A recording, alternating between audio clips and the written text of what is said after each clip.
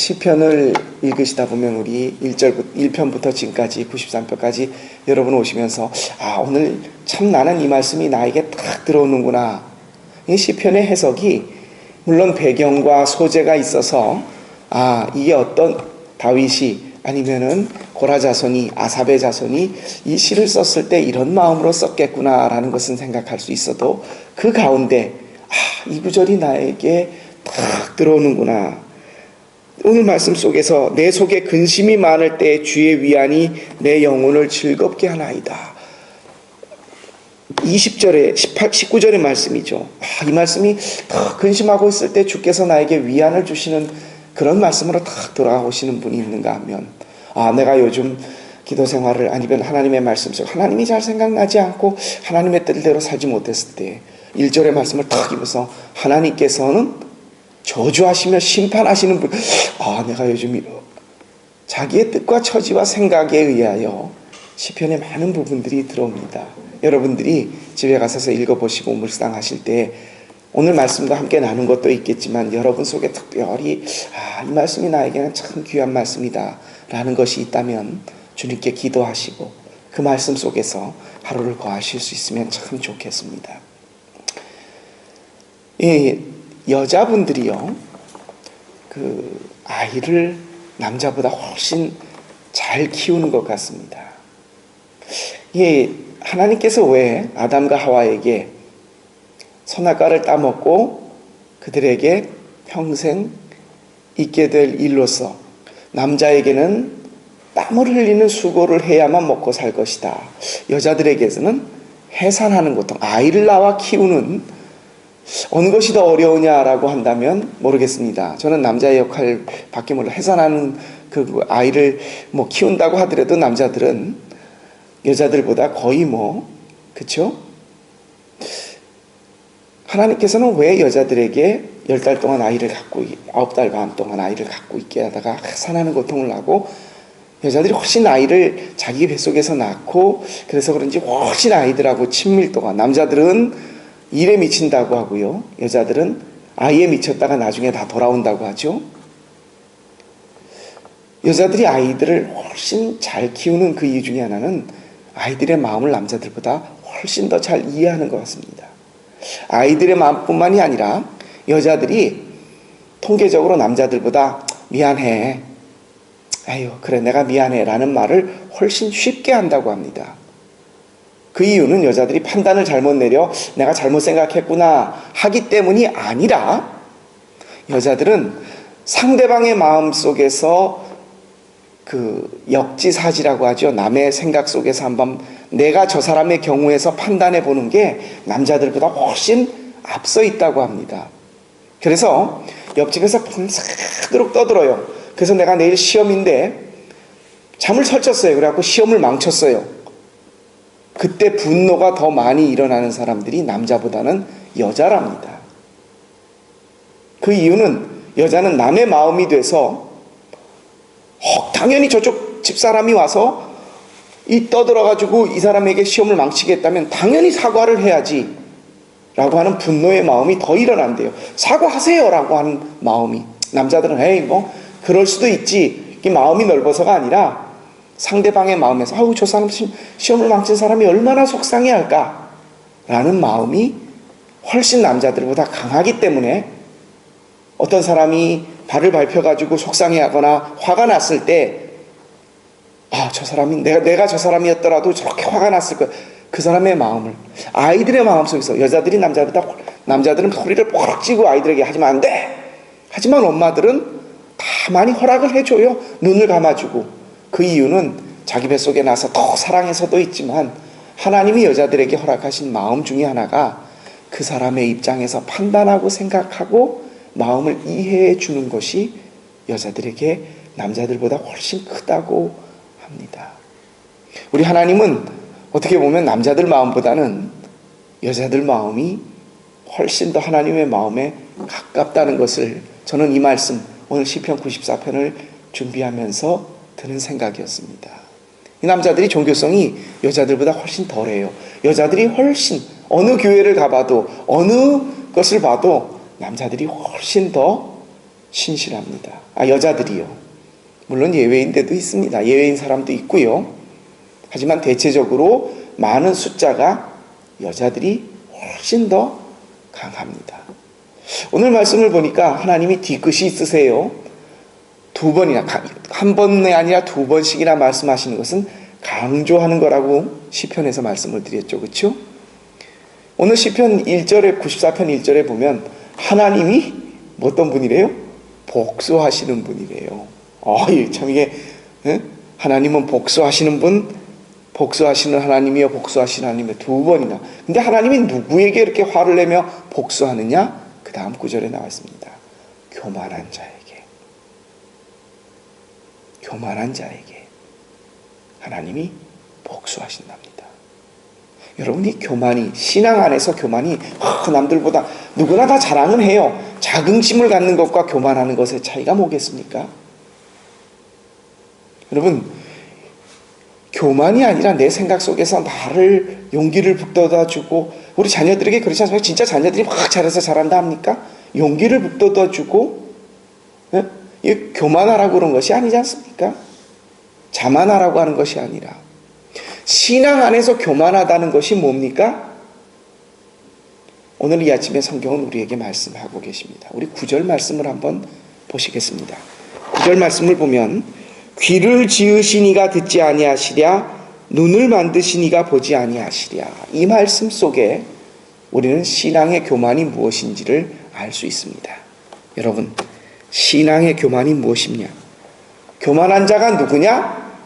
신앙인으로서 하나님 앞에서 교만한 자는 하나님의 생각과 판단과 하나님의 마음보다 내 생각과 내 판단과 내 마음이 먼저 앞서는 사람입니다. 눈을 지으시니가 누구냐? 그 하나님이 보지 못하시냐? 귀를 지으시니가 듣지 못하시냐? 더 만들 수 있겠죠? 입을 지으시니가 말씀하지 못하시겠느냐? 생각을 만드시니가, 생각을 우리에게 주시니가 판단하지 못하시겠느냐? 뭡니까? 우리의 말과 생각과 듣는 것과 보는 것에 앞서서 시편 기자는 분명히 말하고 있습니다. 악한 자, 교만한 자는 반드시 그 징벌을 받고 하나님께서 그들에게 복수하시는데 그 사람이 누구냐? 행위로 인해서 네가 이렇게 나쁜 짓을 했으니까 내가 너에게 복수한다. 하나님 그러지 않으십니다. 어떠한 죄라도, 살인을 지은 사람이라도 용서하십니다. 하지만 마음속으로 임신부에게 들어가서 그 집을 강도질하고 그 임신부를 성폭행한 정말 천인공노한 인두겁을 쓰고 악행을 저지르는 그 사람만 하나님이 복수하는 게 아니라 정말 깨끗하게 성자같이 남에게 해를 끼치지 않고 참 착하게 사는 사람 같아도 그 사람 생각 속에, 그 사람 마음 속에, 그 사람이 보는 눈 속에, 듣는 속에 하나님보다 앞서서 보고 하나님보다 앞서서 말하고 하나님보다 앞선 판단과 생각으로 가지고 있는 사람이라면 악인으로 하나님이 복수하신답니다. 이상하죠? 신앙의 눈으로 봤을 때 하나님이 만약에 벌 주시려고 했다면 믿지 않는 사람들은 다 죽었어야 됩니다. 그렇죠? 아니, 믿는 우리들도 우리의 행한 일로라면 마른 하늘 밑에 저 지하실에 숨어 있어서 날벼락을 맞아야 될 사람이라고. 오죽했으면 성철 스님이 가부좌를 틀고 30몇 년을 앉아서 잠을 자고 수행을 했던 성철 스님이 죽을 때 내 죄가 순이산보다 크다라고 말할 정도로 우리 인간에게는 내 행위야 업보대로 한다고 하면 마른 하늘 지하실 밑에서도 날벼락을 맞아 죽어야 될 사람들이 우리들이에요. 하나님은 우리가 한 행위로 인하여 나를 잘했다, 너는 악한 일을, 선한 일을 했으니, 아니에요. 하나님이 우리를 바라보시는 데 있어서는 하나님의 눈과 하나님의 생각과 하나님의 기와 하나님의 입보다, 하나님의 판단보다 앞서 있는 사람. 귀를 지으시니가 듣지 못하시며 눈을 만드시니가 보지 못하시며 입을 지으시니가 말하지 못하시랴. 우리의 마음과 생각을 지으시니가 판단하지 못하시랴. 판단하실 수 있다는 얘기를 이렇게 말씀하시는 거 아니에요? 뭐예요? 하나님의 생각과 판단과 하나님이 보는 눈보다 앞서지 말라는 겁니다. 이게 교만이에요. 여러분, 오늘 이 아침에 우리가 생각을 해봅니다. 우리는 우리의 생각과 우리의 눈과 우리의 귀로 보고 듣고 말하고 판단할 수밖에 없습니다. 언제 매번 하나님 내가 보겠습니다 하나님 걸로 우리가 그러지 못하잖아요. 그러면 어떤 것이 하나님이 보는 눈이고 어떤 것이 하나님의 판단이냐? 우리가 예수 그리스도의 십자가에 붙들린 바 되었다. 내가 그리스도와 함께 십자가에 못 박혀 있다. 내 자리가 어디냐? 십자가에 매달려 있는 자리다. 라는 것을 이 아침에 여러분 매일매일 확인하십시오. 나는 예수 그리스도와 함께 2000년 전에 십자가에 달려 죽었다. 예수님이 내 대신에 죽었을 뿐이지 나는 죽었어야 할 사람이다. 라는 생각이 있다고 하면 그 생각으로 뭘 들어보십시오. 그 마음으로 하루를 시작하고 말하십시오. 여러분 분명히 내 자리가 십자가다라는 마음속에 생각이 있다고 하면 하나님이 여러분에게 하나님의 판단을 주실 것입니다. 그렇지 않은 사람이 4절 이하에 나오는 말씀입니다. 오만하게 말하며 우리 말씀 4절 말씀부터 보십시오. 그들은 마구 짓거리며 오만하게 떠들며 죄악을 행하는 자들이다. 4절 말씀에 십자가의 삶, 그리스도와 연합하여 내가 십자가에 죽었다라고 하는 생각이 없는 사람, 죽은 사람이 어떻게 떠들어요? 죽은 사람이 뭘 계획을 해요? 여러분, 매일매일 우리의 삶 속에서 교만하지 않는 방법은 내가 그리스도와 함께 십자가에 못 박혀 죽은 자다. 이제 내가 보고 듣고 살고 행동하는 모든 것은 내 속에 살아계시는 하나님이 그리스도께서 하시는 일이라는 것을 하루에 한 번 첫 시간이라도 확인하는 길입니다. 분노가 떠오를 때 그것을 확인하는 겁니다. 내가 저걸 어떻게 했냐? 확 지금 아이고 십자가에 못 박힌 내가 뭘 할 수 있겠어. 속상한 일이 벌어졌습니다. 정말 이거 어떻게든 아이고 그래 내가 살아있는 것만으로 참 하나님의 십자가에 못 박혀서 그래도 지금 이렇게라도 살 수 있는 게 주의 은혜지. 여러분 겸손은 교만하지 않는 겸손은 몸을 낮추고 마음의 말을 겸손하게 하는 것도 있지만 마음의 겸손이 굉장히 큽니다. 하나님은 그 마음의 겸손을 보십니다. 우리의 판단과 생각과 우리의 말과 눈으로 보는 것에 앞서 하나님의 것으로 보고 듣고 판단하는 것입니다. 그러기 위하여 우리는 매일매일 나의 자리가 십자가에 있다라고 겸손하게 고백하며 살아야 합니다.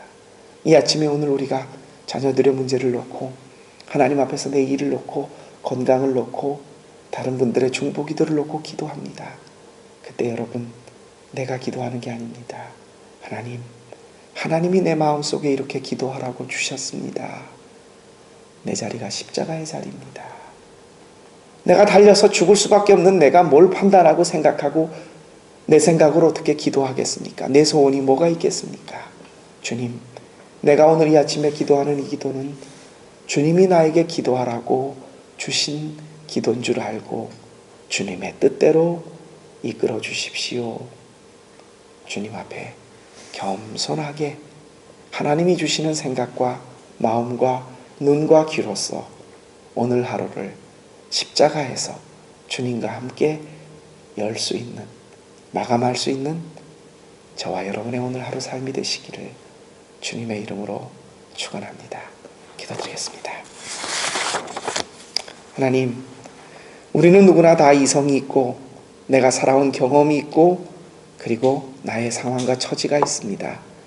그렇기에 나는 내 배움과 내 경험과 내 이성의 판단으로 모든 것을 결정하고 행동한다고 합니다. 그것은 세상 사람들의 일입니다.